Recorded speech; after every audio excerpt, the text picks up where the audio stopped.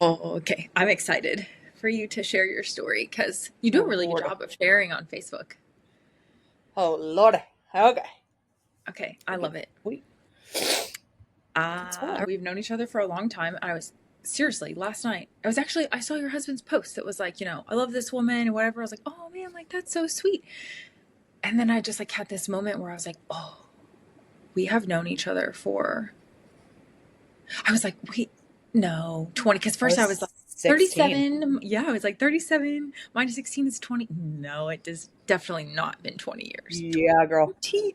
Yeah. And even though like we haven't talked the whole 20 years, like I don't know really very many people other than like Christina and my Yeah. parents. I don't know who else I can say that like not only like I have known them, but that like I even know this much of what's happening in their life. Like Right.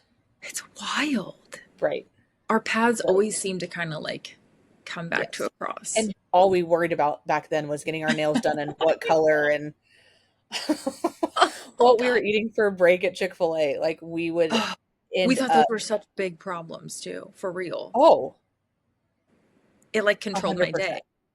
Correct. And now like we have the children that we have and the lives that Mhm. we have, and it's like it's funny to think back on that and like that was so big back then, So big. but now I'm like, nah. Did I even eat today? Right? If the only decision was what am I getting from Chick-fil-A and what color am I getting my nails painted today, I would Right. be having the best day. Oh, 1,000%. I mean, I did have Chick-fil-A for lunch today.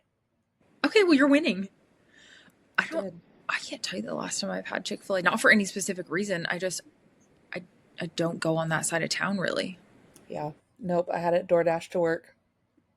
My My oldest just went back to Evansville to see some family. He said that my stepmom made him chicken parmesan with chicken from Chick-fil-A. Right. I was like, how have I never thought of this? That's Oh, genius. and you could make like the chicken parm protein bowl with cottage cheese. See? I know. Mind Okay. blown. He told me that, and I was like, "Pff, well, that's why she Okay. used to own a restaurant, not me. But. But like now when you go to Chick-fil-A and you see them eating, like they have to like come get a full meal. Like we made our own. Like we used to make those wraps. Yes. You remember Okay. those wraps we used to make? I do, and they have Oh, changed a lot. The chicken salad barf now, the bread they put it on barf now. Like, oh, the it, key lime pie that they have. Like, so much has changed, man. Like, the ranch from the fridge. ugh, hands Yeah. down, best ranch in the whole stinking And world. then they had to go change it They change back. all the good stuff.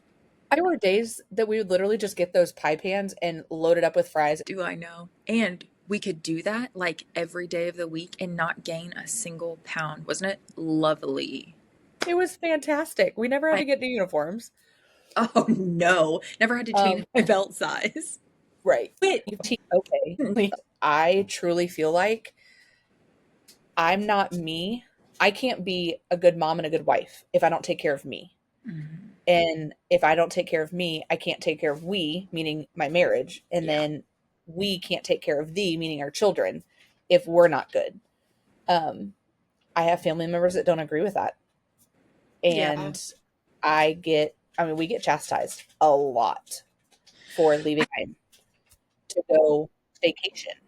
It's just like when we were younger and when our parents were younger, they literally had a village. Like they didn't need 4 days away because your mom lived next door or two houses down and she got little Susie from the bus and gave her a snack, and dinner until you got Mhm. home from work and you got to Right, come in and like decompress. Like we don't have most people don't have that. right. So yeah, I mean, sometimes our village is our we do have a decent village, but the family members that chastise us for taking those breaks and taking those trips and leaving our kids are also the same ones that have never spent an entire day with Scarlett, like start to finish. And so it's like you want to sit here and criticize me, but you've also never even remotely tried to walk. it can break even the strongest of people. I mean, are you prepared in the morning to like wake up and have to call the cops because your daughter's missing and you don't know where she's at and they have to get the drones to find her? Yeah, that happened yesterday.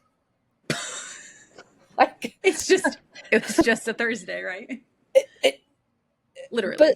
for I'm us, serious. that's so like I called David to let him know and was like, "Hey, I need to tell you." And basically was like, "Is she okay? Are you okay?" And I was like, "I mean, yeah, it's another day." That's not normal. It's our normal, Exactly. And but it blows my mind. Like sometimes when I'm out, I catch myself staring. And if anyone has ever seen me staring at them, I'm so sorry.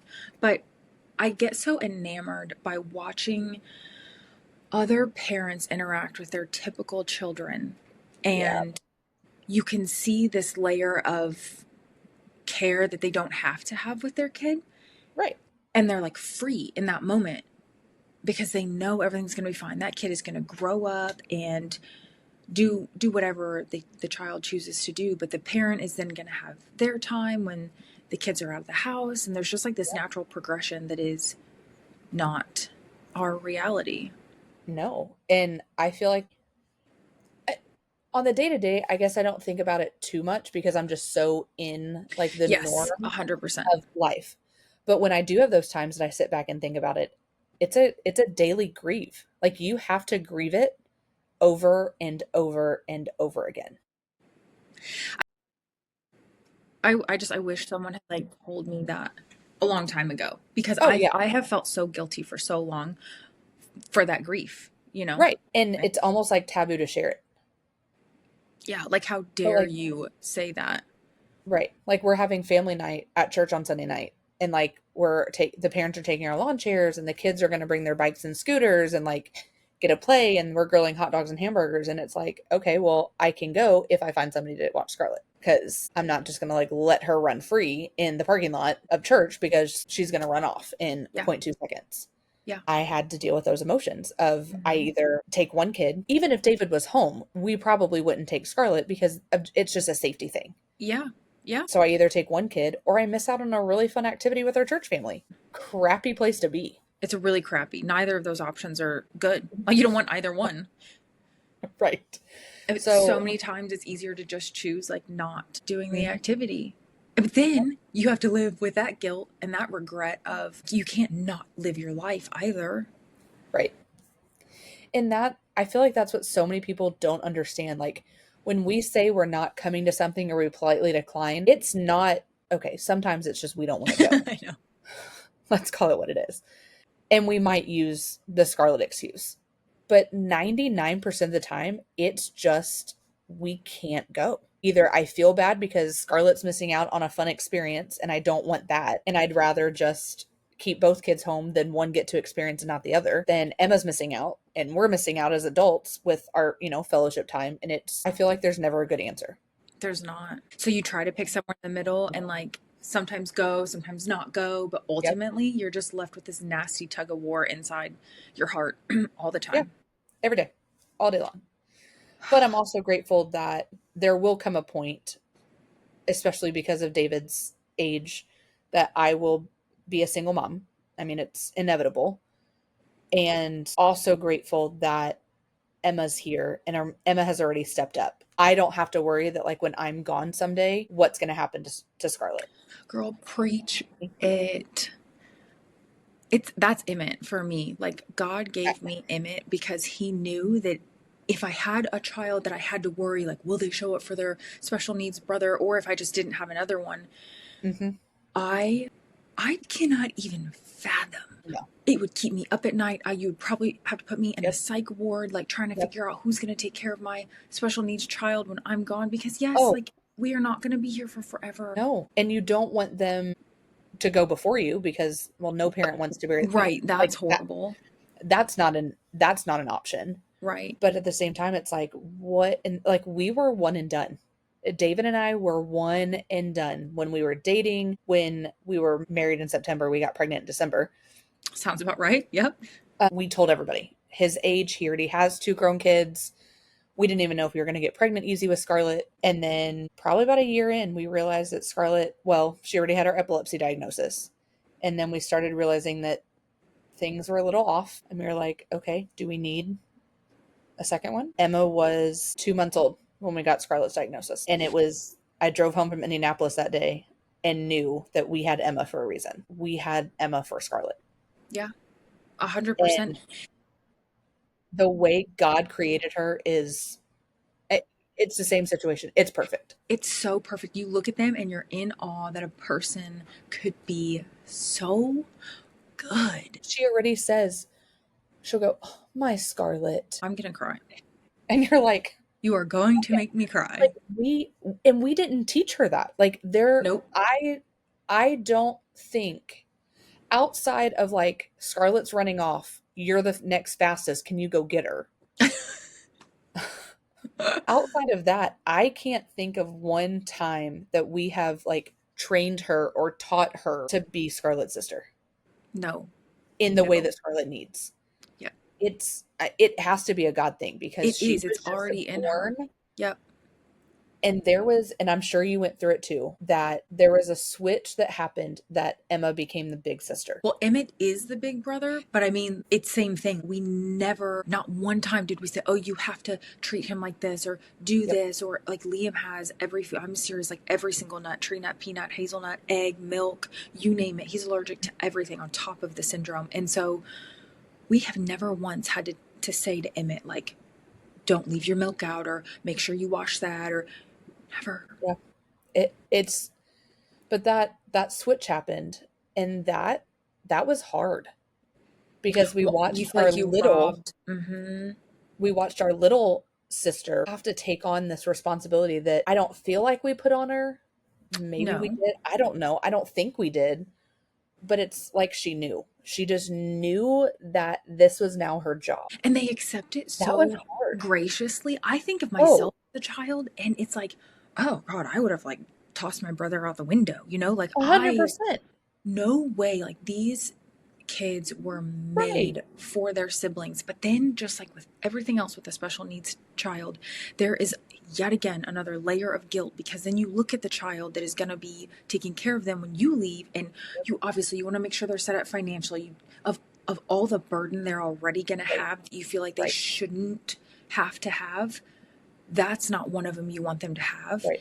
And it's like, oh my gosh, the weight of the weight of what they are taking on. Right. And she's 4 and she doesn't even know it yet, Yes, but I think she does. I think they do. I think she just knows. As grateful as I am, I hate it. I know. I hate that, but that's how God made her. And God made her specifically to be Scarlett's sister. And I just have to have peace with that.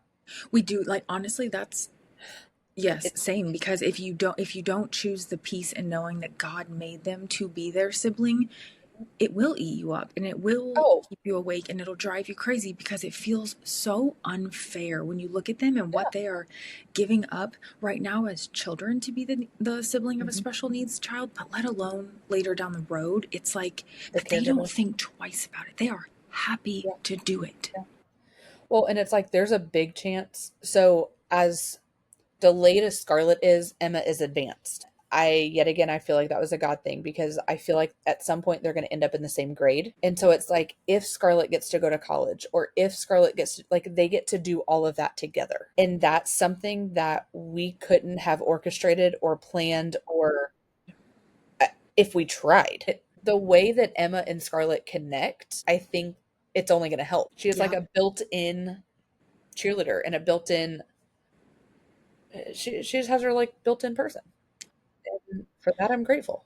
The coolest thing, because for everything you could be so scared of, terrified of, whatever, there's just as many things to be grateful for. That's like you can see, like, oh my gosh, like flesh me is over here, like, oh, how am I going to handle this, and worry, Yep. worry, worry, and feel like all the Yep. things that God did not give me, all of the spirits that He did not give us. And then Right. you look in what He gave them as a sibling, and it's like, it's everything He says He gives us. It's peace, it's love, it's patience and kindness, and it's a clear mind, a sound mind, everything in this tiny child. And Right. it's amazing.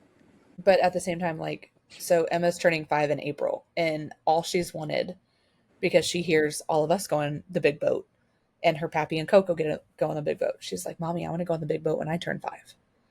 And so David and I decided that for her 5th birthday, hey, she's turning 5. Like, you're a whole hand. Like, 5's a big milestone. And as like a thank you for being the best sister, we're taking her on a cruise. Does she know And yet? You have got to she has record her zero reaction. idea. Zero idea.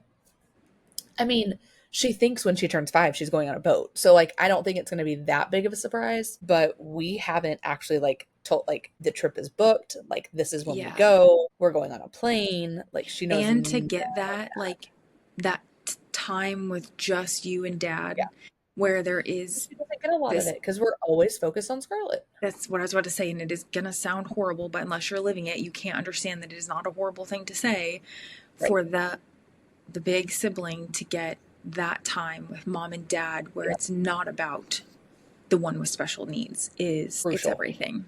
Yeah. Everything. And Well, I think we are probably horrible at it. We could do a way better job for Emmett. I mean, I think for us, it's, you know, like even tonight we had pack providers over here because, and it just helps us with the evenings because during the week, I'm normally by myself with Scarlett right now or with the kids in general. And so we have pack providers coming over just to help with dinner and playing and, you know, whatever that Yeah. the night entails with Scarlett. And Emma feels left out because they're not there to play with her. They're there to play with Scarlett. Like I walked in the door and she was like, Riley, pick me up, tickle ward, because that's what she was doing with Scarlett. And I was like, baby, she's not here to play with you. And like, you can just, like, you could just see like the defeat on, like, Well, weigh on her. yeah, Like, because no kid wants to be told that. Scarlett gets to go to a special school, and we always have these meetings for Scarlett. And, you know, mommy's always going to Indy for Scarlett. And she's like, well, what about me? So big boat. Big boat. I love it. Well, Big boat. We're going to you, the Bahamas. oh, that was where I went on our cruise. You have always been so good at that, though. Like, I think even so, when I met you when we were teenagers, my parents So had recently wonderful. divorced. Like, I was not walking it out with Jesus, even though I was raised better. I just know that you, like, always had this, like, I don't know, just this, like, strength about you that I was like, she's gonna make it, and I gotta figure out how to be like. What was that for you at a young age? Did you even know you had it? Like, were you raised in the church?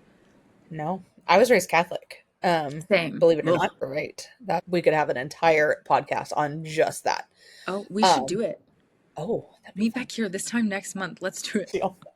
Um, so like I didn't grow up with relationship. I grew up with religion and I Yeah, knew like, you know, like we said grace before dinner and right. we went to mass occasionally, but like if we missed it wasn't a big deal. And I don't it was just it wasn't at the forefront of life, I guess. And I grew up without my mom.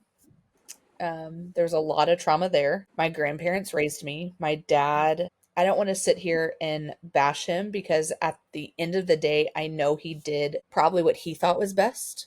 Yeah, Um, but even when I tried to express, which I was a young kid, so like, how do you talk about those big feelings? Like, even right. when I expressed, like, well, you had a girlfriend 2 weeks ago that was staying in our house, and now there's another woman staying in our house. That Yeah. was hard. So, like, even though we don't have a great relationship, and I don't call him for things, and that's probably something I need to fix down the road. But I think just how I had to grow up you know, like the day my first stepmom, the day she moved out, and I remember it vividly. We were living in Florence.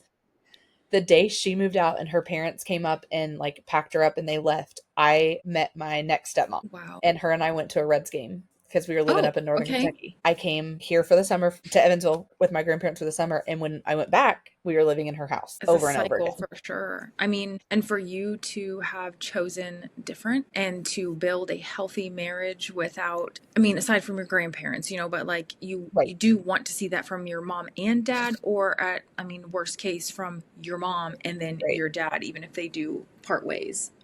So I think for me, I just had to be.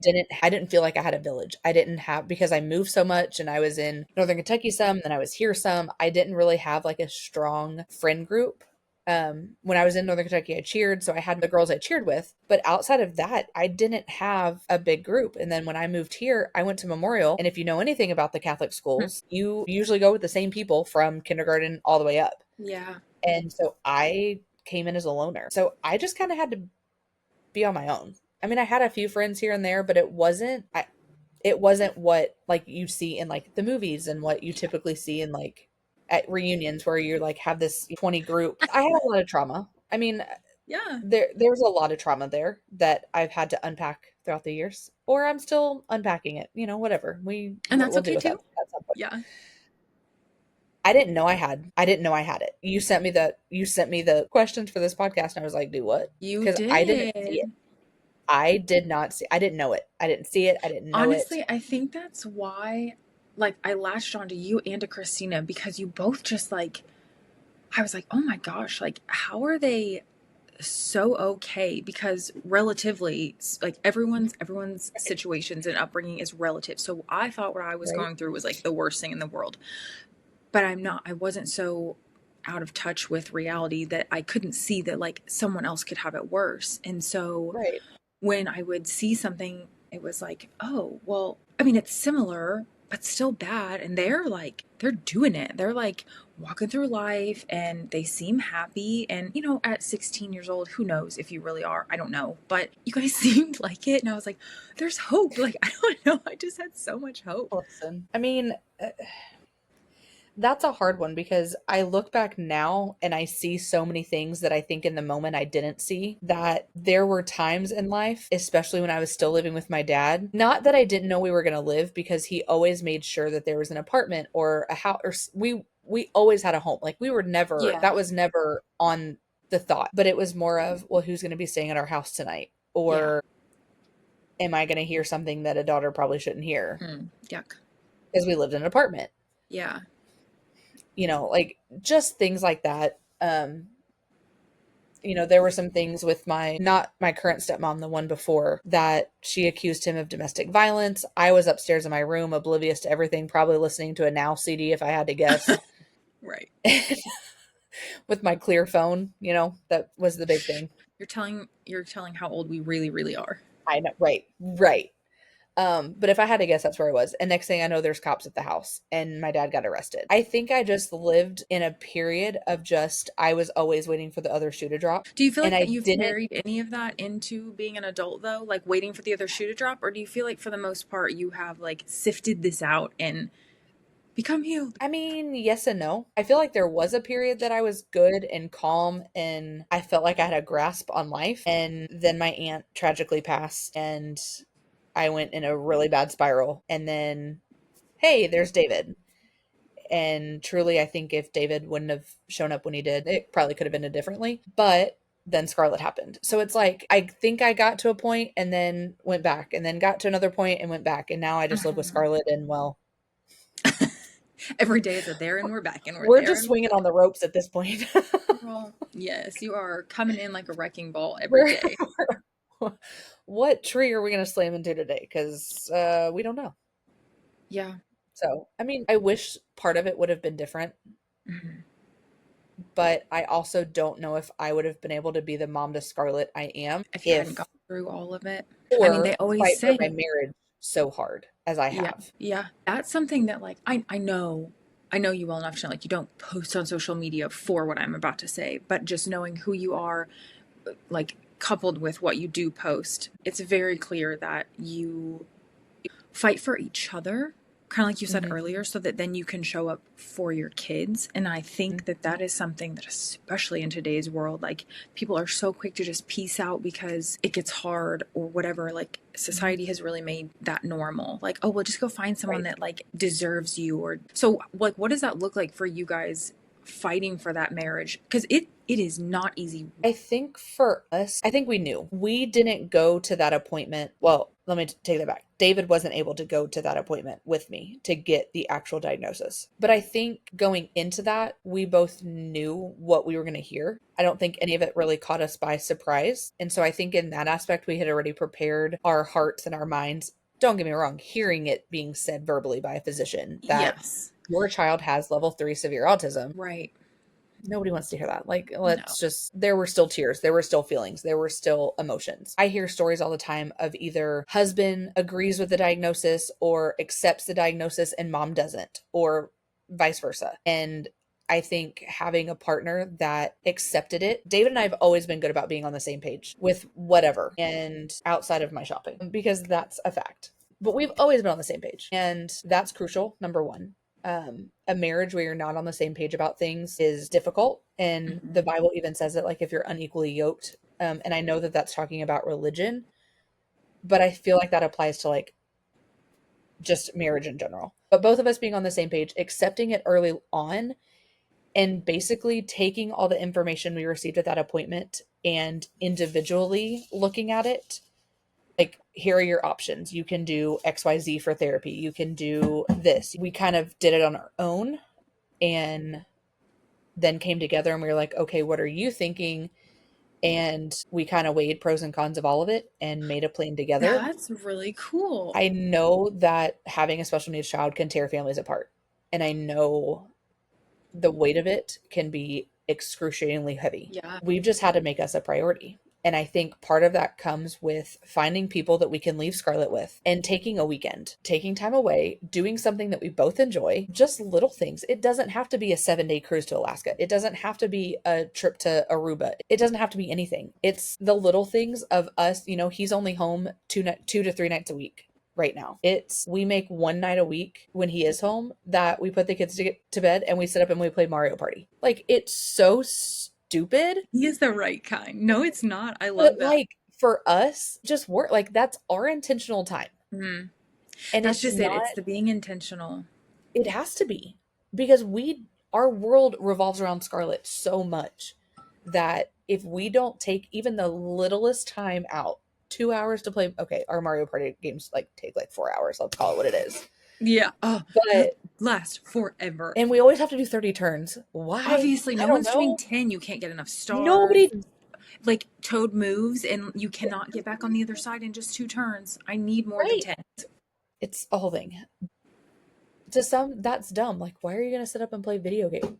Well, that's 3 hours of my night or my weekend that I'm spending intentional time with my husband.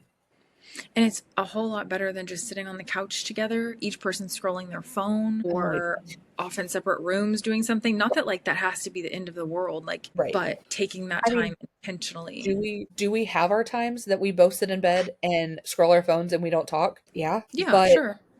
it's also days that, like, I had a really rough day at work today. I just need some time to decompress. And he knows that. Like, he's not going to push me to do something that I'm not in. Yeah. But it's just being intentional. Hmm. But there's times that he's like, that we'll be on our phones. I'm like, hey, babe, can we put our phones down? And we're like, oh, yeah. Like, it's not a mean way. It's just, oh, crap, we've been sitting here for 2 hours scrolling our Yeah, phones instead because of it can talking. happen. Yeah.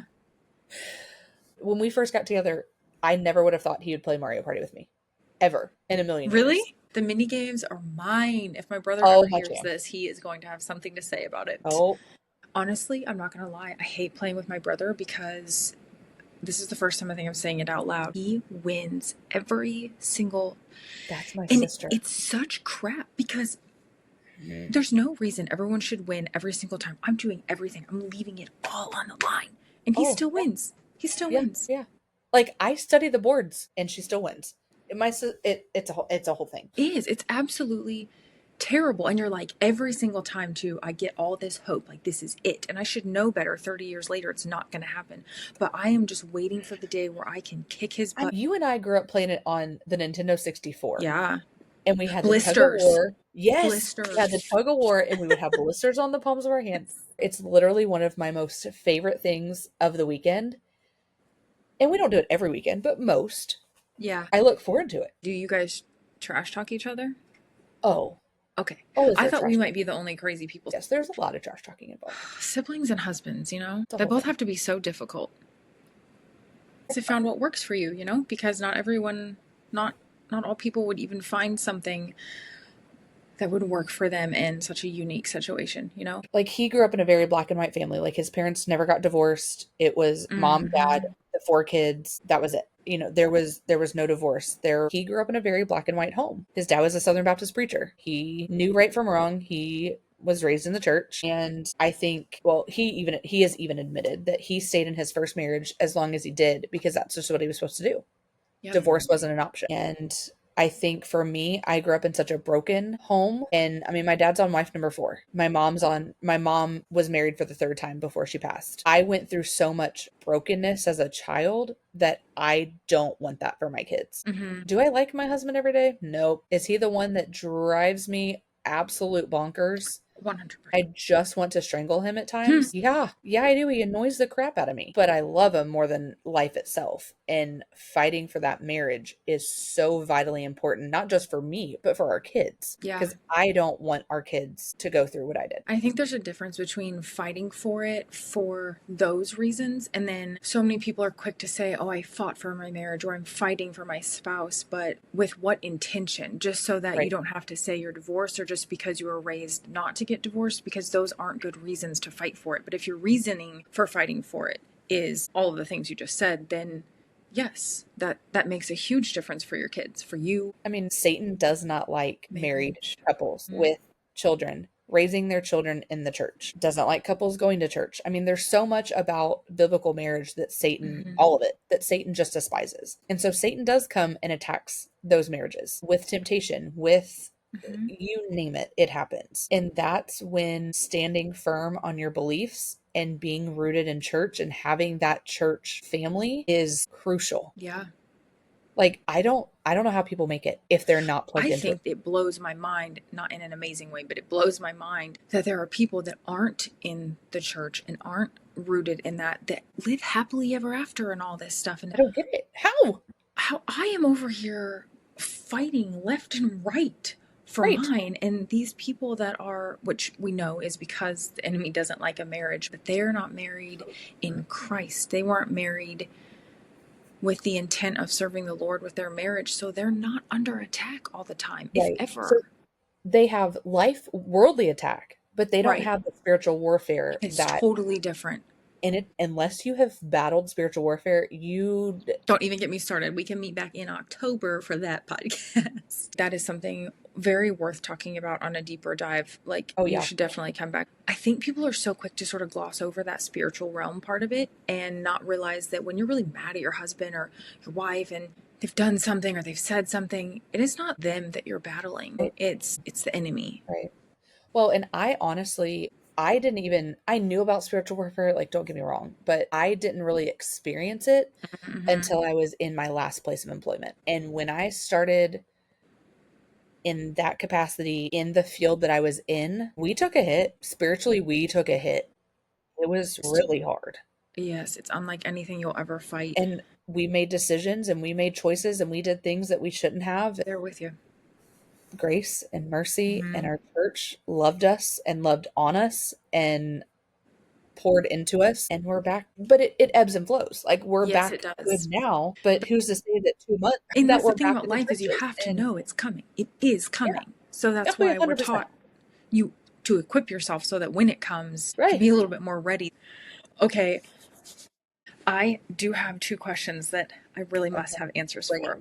Okay, Okay. if you could go back and sit with your younger version of yourself, like before marriage and before kids, what would you say to her, knowing everything you know now? Don't fret about the small stuff. I love it. The small stuff just doesn't matter. In the grand scheme of things, it's so minute that Mm-hmm. like we were saying at the beginning of this, if all we were worrying about when we were 16 was Nails from our what we're Chick-fil-A. eating, Yeah. right, or what getting our hair colored or what you name it, that was such a big deal. But now I'm like, girl, chill out. The world is so much bigger than that, and It there's is going to be so big. so hard. Like I feel like we rushed to grow up, and now I'm We do. like, just relax and enjoy And it. we do rush to grow up when we don't love what we're brought up in. We're Yep. so quick to want to get to the grown up part so that we can do something different. But we do. We worry about all the little things along the way that don't matter. And I'm not a fan of like looking back on your wasted time and regrets, but yeah, Dang. I think I get what you're saying. If you could go back and tell your younger self, don't focus on the tiny things No, because life is it about to doesn't get matter. so big. You're Yeah. going to want to like save that energy. You and I were in the same boat of like, we just want to graduate high school, we want to get married and have babies. Like, that was it. There was We like an really end weren't, goal. right. But we weren't really focused, at least at that time. We weren't focusing on doing it the right way. 100%. Yes. And I think for me, I mean, I didn't get married till I was 27 years old. Why? Why did he make me wait till I was 27 years old? He had a lot of growing up Because to do. he needed me to be 27 before I was married. And that's okay. But in the moment when I was, 21, 22, well, what's wrong with me? I'm broken. Why Yeah. am I not married? Why? You know, like you fail to be able to see like the big picture of, okay, well, what's wrong with my heart? What ways do I need Right? God to change me before I can then love someone else and do life with Yeah. someone? And to be honest, like, I mean, I mentioned it a little bit ago, but when David and I got together, I was probably at one of my lowest points in my life. Lowest of lows. It was one of those, I mean, you hear it said, but you truly don't think it's going to happen to yourself. Like when you quit looking, Yeah. God will just like provide your person. Yes. I was Actually have standing in quit a looking. hallway. I was at a concert and got emotional because I had just come home from Louisville. My aunt was still on life support at the time, but I took a break, came home. David was singing. The other group was singing. He was singing at the concert. I had missed his part. They were singing a song and I had to leave because it was very emotional. And I was out in the hallway getting my life together so I could go back in. And he just walked Right. up to me. I was not looking for anybody in that moment. I can assure you of Yeah, but that. God knew exactly what you needed in that moment. I thought it was so cliche. You would hear people say, well, when you quit looking, God will, Right. oh, you're right. Because I wasn't looking. I was hurting But you and know how many broken. times like you go on like bad dates or you have these breakups and you're like, yeah, I'm not looking. Be serious. Yes, yes, you are. It's not until you very genuinely quit looking Yeah. that they show up. I went through my, not proud of this, but I went through my Tinder phase of, Yeah. swiping left and swiping right. And it was like, oh, well, he quit talking to me. I'm done with Tinder. 2 days later, I'm back on it. Like, Mm-hmm. You weren't can we be for real for a actually. second? Yeah. Right. Well, I love that. I love that for you guys. And I want you guys to keep sharing your story because I think that's so cool when I see it on Facebook. Okay, well, if teenage you saw you today exactly as you are, what do you think she would be the most surprised by? Like, what would shock her the most, do you think? How confident I am now. Ooh, get you Yeah. some. Okay. Because I didn't have what 16-year-old has, well, okay, we thought we had confidence, Yeah. surface level confidence, but like Mm-hmm. deep down, there was zero. And now, like, do I have it all figured out? No. But I am confident in who I am as a person and as a wife and as a mom. So you would say that you have enough confidence in yourself now to figure it out. You don't have it all figured Oh, out, but you are confident enough in yourself to figure out whatever you need to figure out. but I also know where to look now. Ooh, doesn't that make all the Like difference? baby Christian me that was like, yeah, I'm a Christian, but I also want to Uh-huh. do XYZ. Or I'm not saying like, I mean, I still like to indulge in things that I probably shouldn't do. But I mean, we're human. And something that, there are things that David feels conflicted about that I don't. And I feel Yeah. conflicted about that he doesn't. And that's biblically okay. Yeah. Like back then it was just, yeah, I'm a Christian, but I was, but I really didn't know what that meant in the grand scheme of life. Exactly. I don't think many teenagers do, but I think it's very awesome that you could look back and see the difference, because now moving Oh, forward, night and you day. know what it doesn't look like so that you can know what it does look like going forward. I'm not saying I got it all figured out, but at least I got Jesus. Yeah, for me personally, if I ain't got Jesus, I ain't got nothing because I can't do it. But I'm No. so glad that we did this. And we got 2 more lined up apparently. Catholic, spiritual warfare. Yep. We You got think it. I'm kidding? I'm gonna send you some Sign me up. more. Okay. Sign me up. I like talking about this stuff. It's fun. I mean, it's not, but it's our life. And if we It don't, is our life, and I feel I like if we just don't share it and try to let people see what life is, yeah. then what? No, that you have to share. That's why God gave us our stories and our testimonies so that we could share them. I'm really glad you shared yours. Thanks. Thanks for having me. So